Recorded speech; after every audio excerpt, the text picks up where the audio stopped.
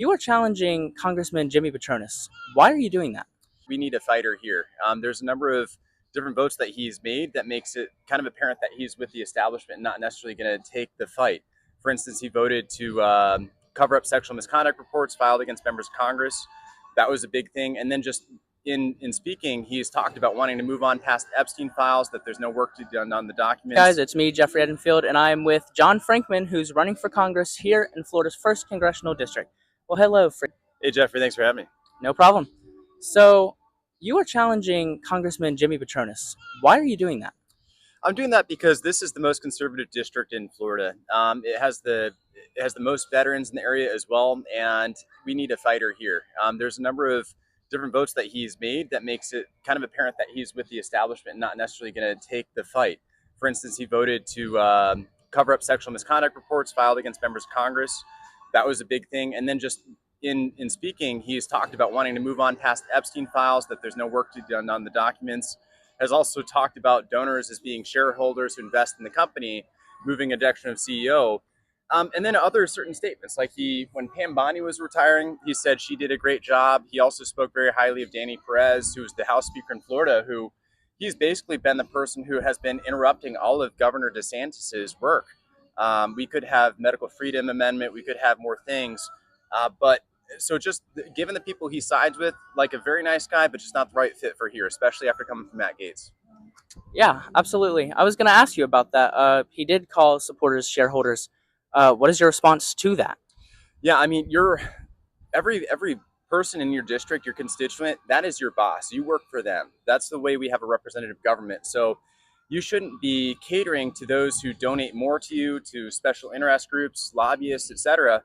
That's one of the problems we have in our country right now, is that these congressional seats are so expensive. It's so hard to get in because it's very much dominated by money. And if you have someone who is part of that establishment, who is that receiving that kind of money, you can't say you're getting 100,000 from this group or 60,000 from this or whatever, and that's not influencing the way that you're voting. That's not influencing your platform. So, if I get up to Congress, we'll fight to have term limits, to reduce the amount of special interest group money that can be in, hopefully eliminate that, and fight to get rid of insider trading, things that Matt Gaetz was fighting for.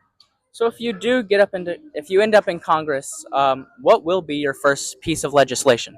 So the first piece of legislation is a really practical one. We have the most veterans here, and we have 5 major military installations here. So it's going to continue to make sure the Western testing range, the Eastern Gulf testing range doesn't expire. So we have it where you can't drill. We have an Eglin Air Force Base, the largest kind of missile testing range site. So we need to make sure that doesn't expire to not lose the military here. But in addition to that kind of really practical piece of legislation, we'll be fighting for a medical freedom amendment and to get rid of the Childhood Vaccine Safety Act. You shouldn't have, I mean, if our founders were alive today, they would be shocked to think that, I don't know, that we can have medical mandates, that you should have to take something in order to serve in the military, in order to go to a certain school. So we need to get rid of that. And we need to also hold drug companies liable for when their products injure people. So, Gay Valamont has, your opponent on the Democratic side, has said that she would create a full service VA hospital. What makes you, and you have also, what makes you better than Gay Valamont? Yeah, I mean, it's kind of, with regards to Gay, with regards to Jimmy Petronis, I'm actually a veteran. I was a Special Forces Green Beret. I served in the military, and since getting out of the military, long before ever running for office, since getting out, I've been advocating for service members negatively impacted by the vax mandate. So that shows a track record of actually serving, actually giving myself not for personal benefit.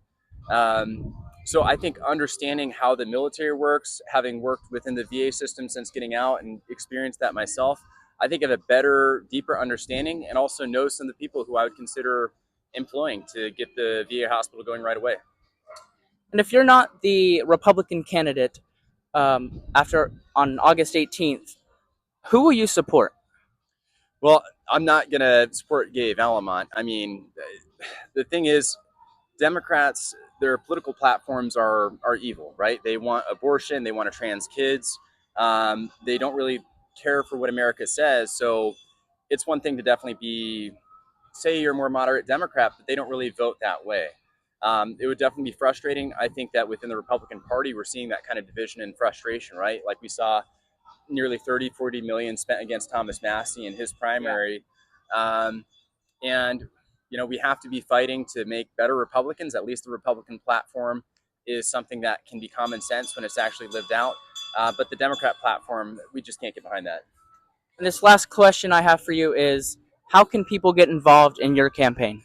Yeah, there is so much people can do. I mean, donation is a very easy thing. We also sell merchandise, so you can go on my website to find that. My website's frankmanforflorida.com. But we need a huge grassroots movement. So we have people who are door knocking, people who are building, setting up signs, who are hosting different events. So those are all things that people can do. And if they want to get involved, they can message me on social media, X, Instagram, Facebook, or they can go to my website, frankmanforflorida.com, and reach out there. All right. Well, thank you so much for doing this interview. Thank you, everyone, for watching.